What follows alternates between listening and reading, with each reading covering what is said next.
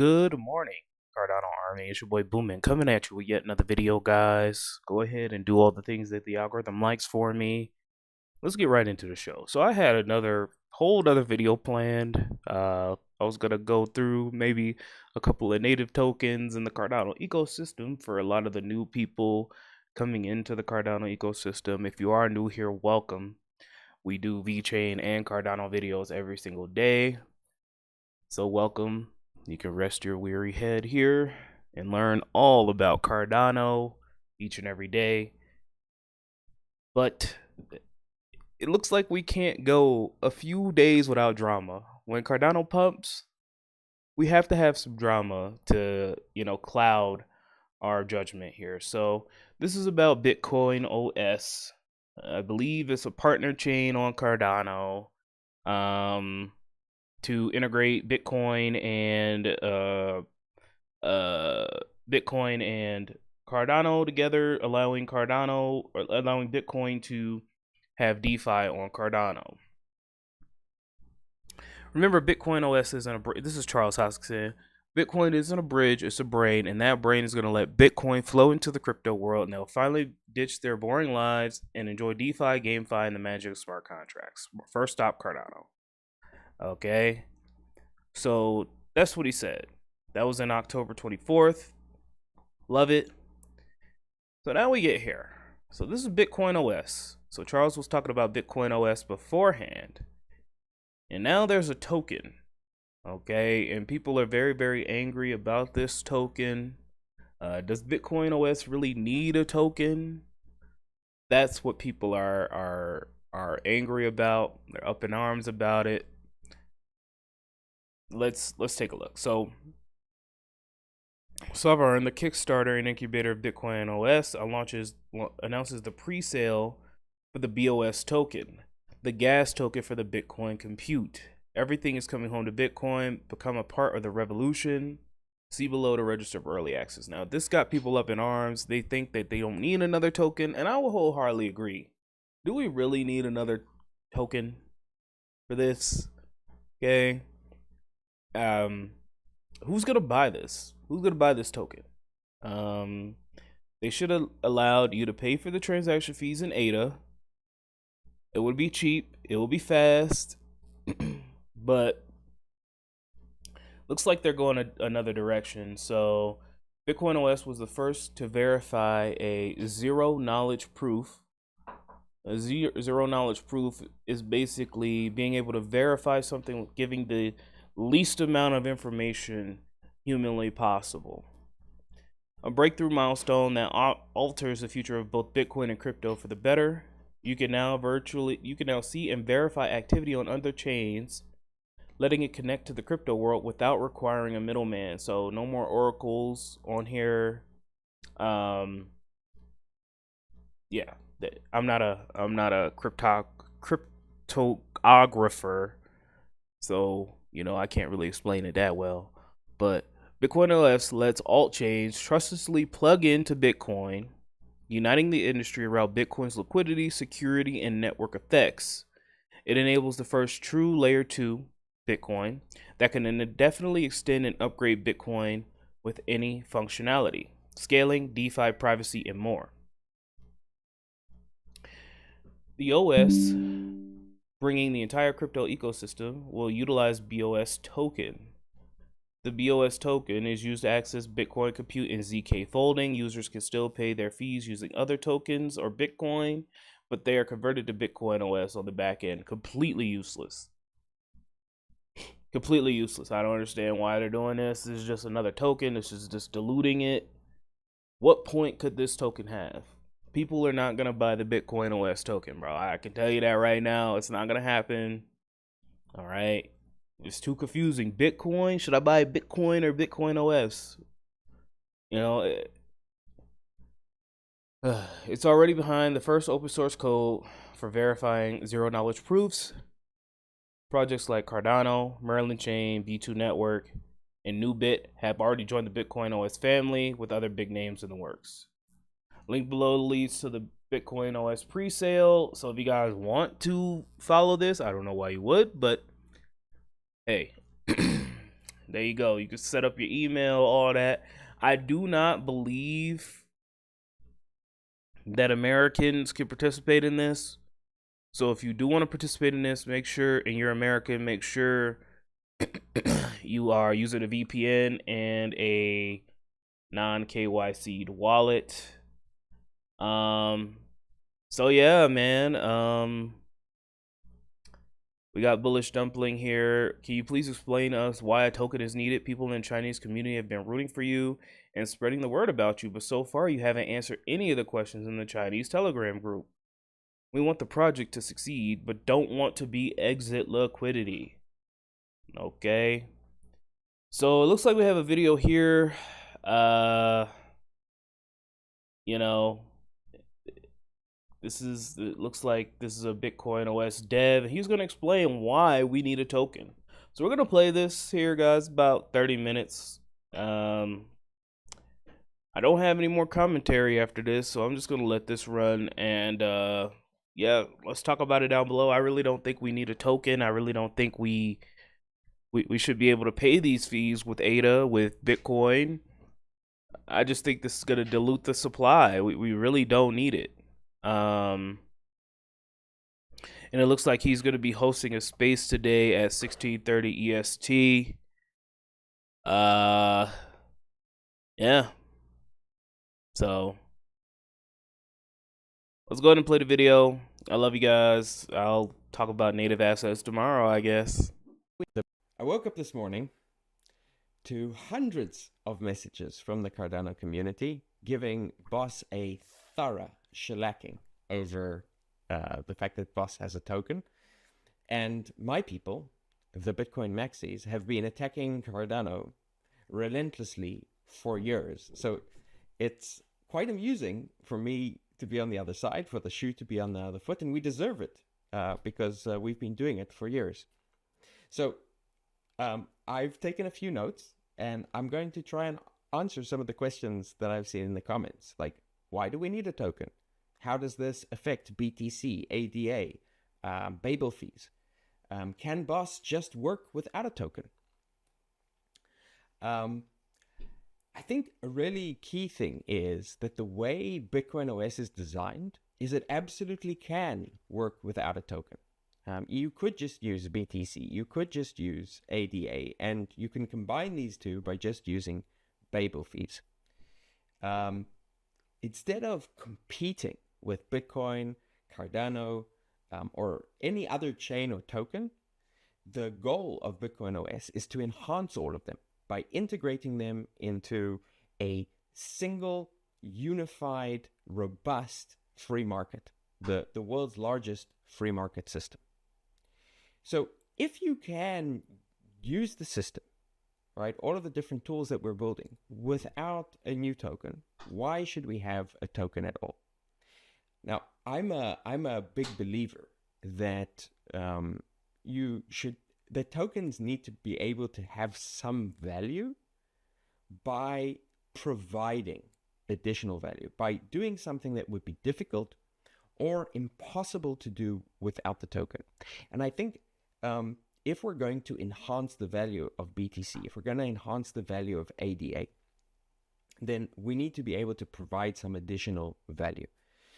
And so what I'd like to do is I'd like to dive in a little bit more deeply to how BitcoinOS works, starting with a very, very simple transaction and showing how you can use it with BTC, how you can enhance it by having a coordination mechanism, the Boss token, and then using this as an opportunity to also show a little bit more about the scope of what we're building, because a lot of people have been calling Boss a bridge, and BitcoinOS is not a bridge. It's much more than that. It's a way for us to extend the capabilities of Bitcoin into crypto and extend crypto into Bitcoin, and use Bitcoin as a hub to integrate and unify what up until now has been a very shattered and tribalistic ecosystem, a tribalistic economy. All right, so the very basic functionality of BitcoinOS is the ability to write and verify and then execute ZK proofs on Bitcoin.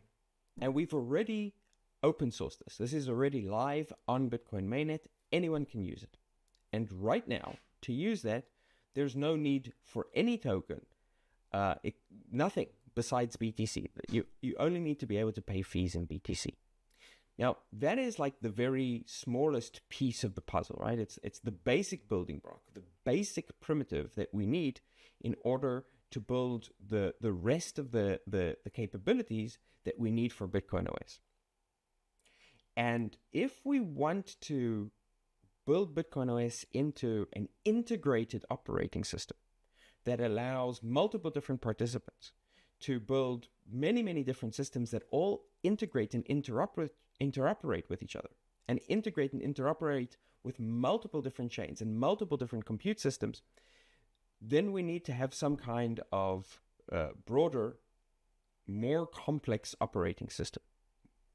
And to achieve that, there's some significant challenges. So one challenge is being able to maintain and guarantee the robustness and liveness of the ZK verification, because the entire system rests on the cryptographic integrity of these ZK systems, and you need to have verifiers. Another challenge is the ability to have fungibility and interoperability of BTC and any other tokens that are being used in the system across multiple different chains and compute systems. A third challenge is accounting complexity. So when you're using multiple different assets and you're trying to pay for services in these multiple different assets, that's difficult on just a single chain.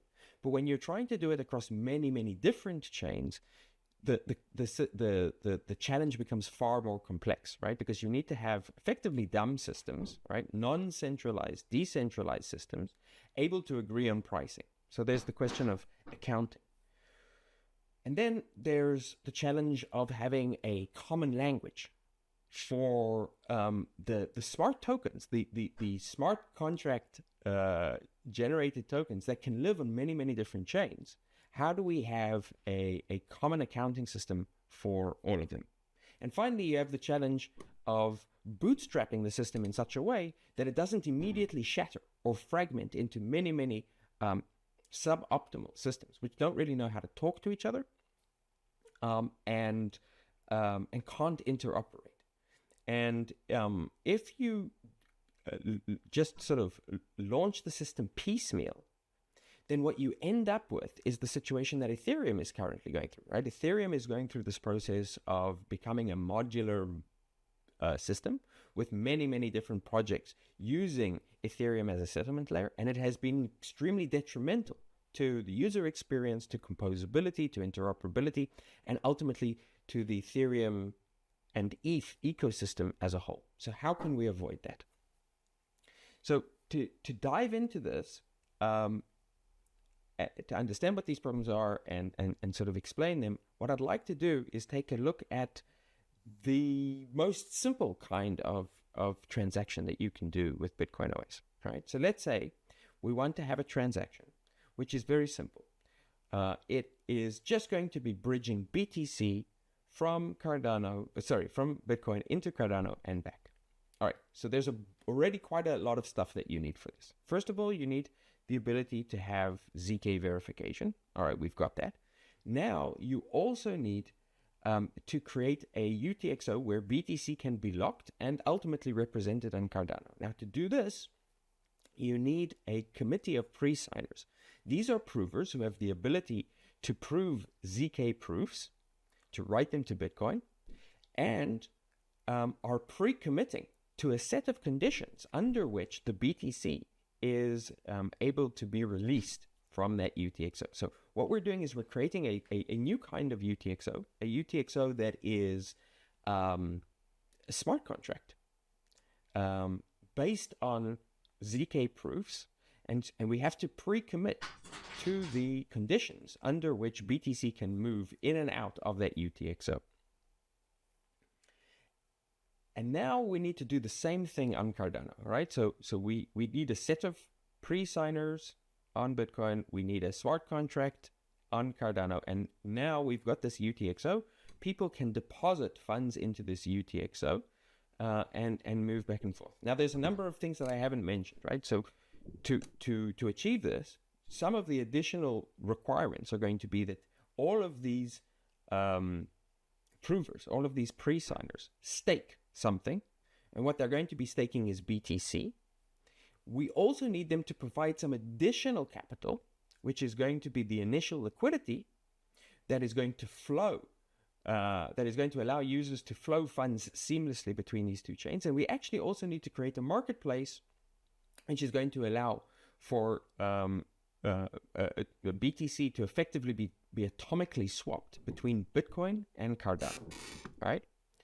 So we've got quite a lot of coordination that already needs to happen, and we need to bootstrap this coordination. But so far, everything could theoretically be done with BTC, and this is going to be a theme that you're going to see. You're going to see everything can be done with BTC alone, but it always introduces a coordination problem, and so we need to find some way of bootstrapping the coordination and maintaining it. Okay, so now what happens when a user wants to withdraw BTC from Cardano to their Bitcoin wallet? Okay, so they can individually publish a ZK proof of the fact that they're burning the BTC and Cardano. So they create proof of that, publish that to Bitcoin, and now they'll be able to withdraw their funds. But the majority of users are not going to want to do this independently. They're not going to want to have to find the compute in order to prove, prove the new state on Cardano. They're not going to even want to independently post the ZK proof to Bitcoin and create the transaction, which is the withdrawal transaction. So most users usually are going to want help. And so here again, we have this coordination problem that we're encountering, right? We need to make sure that there is an always on, always available, always reliable service, which is able to consume their transactions, turn them into ZK proofs, post those ZK proofs, and instruct on the withdrawal to the correct address for them.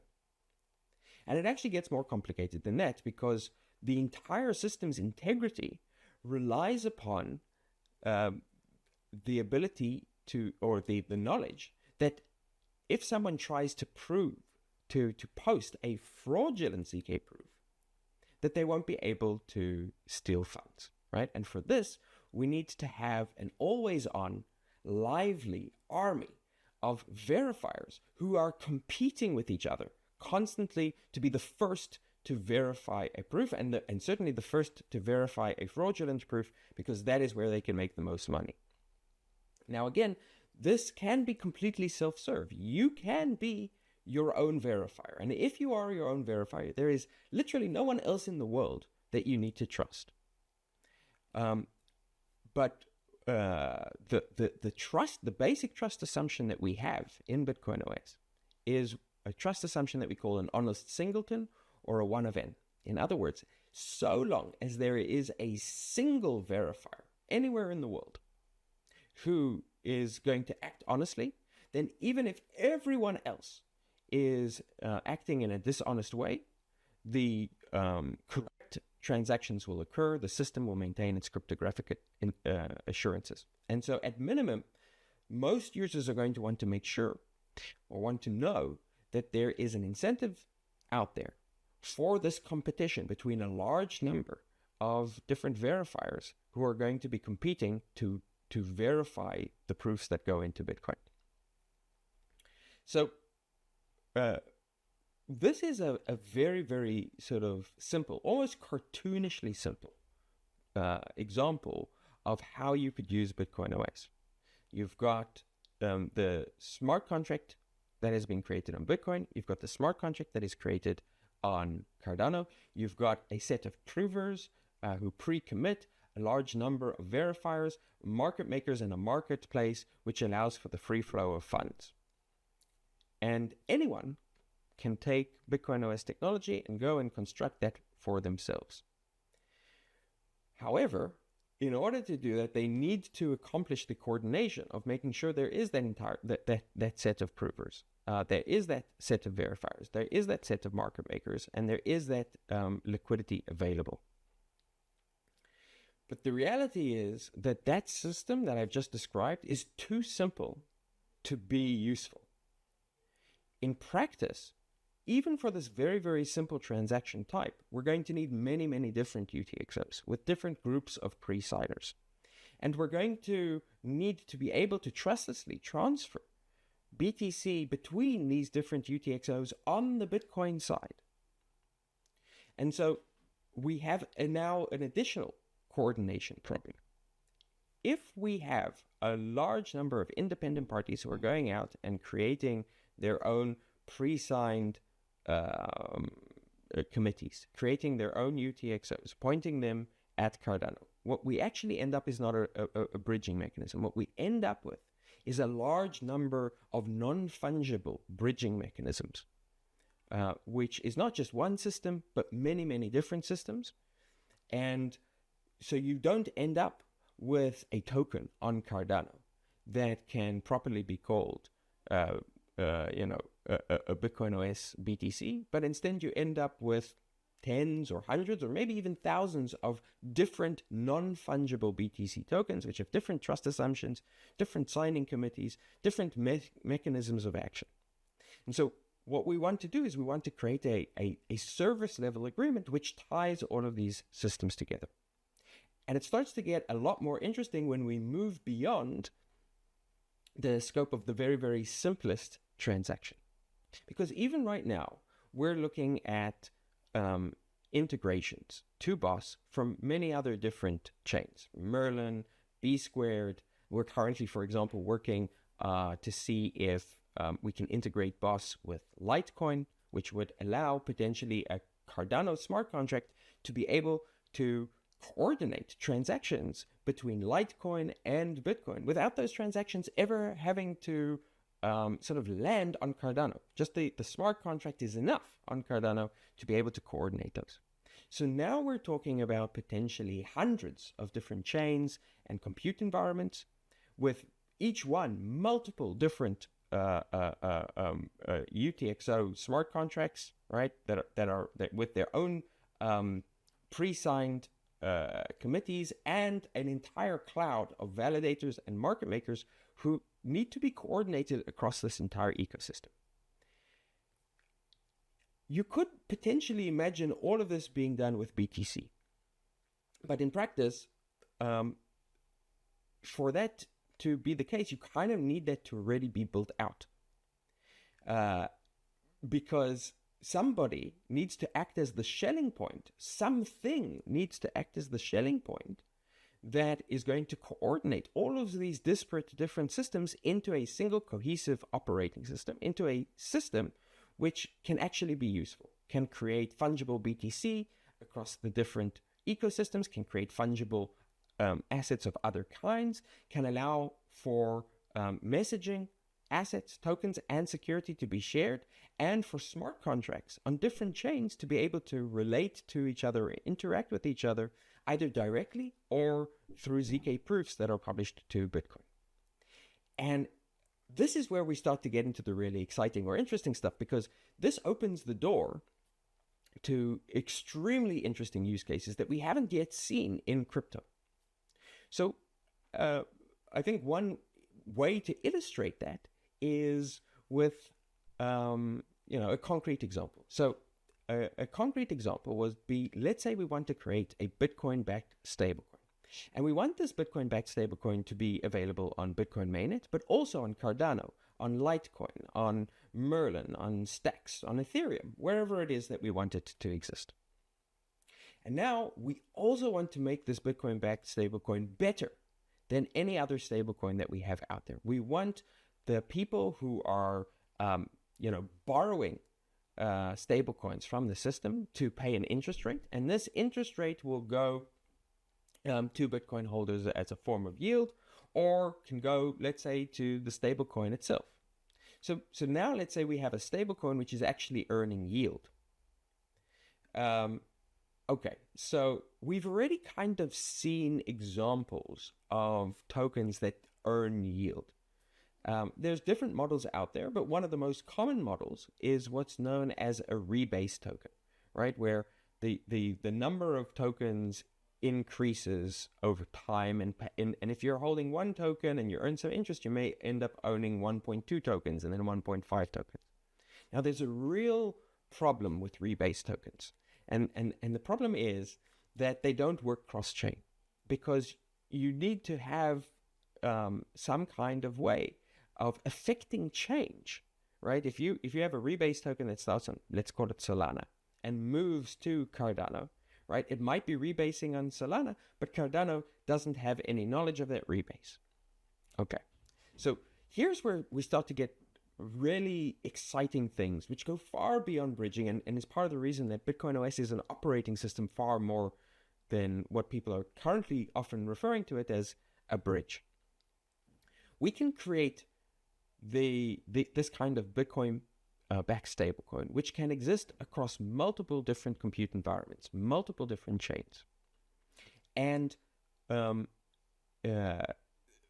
we create a meta protocol between these, which allows for shared communication, and where ZK proofs can canonically be written to Bitcoin in a way that everyone can see them.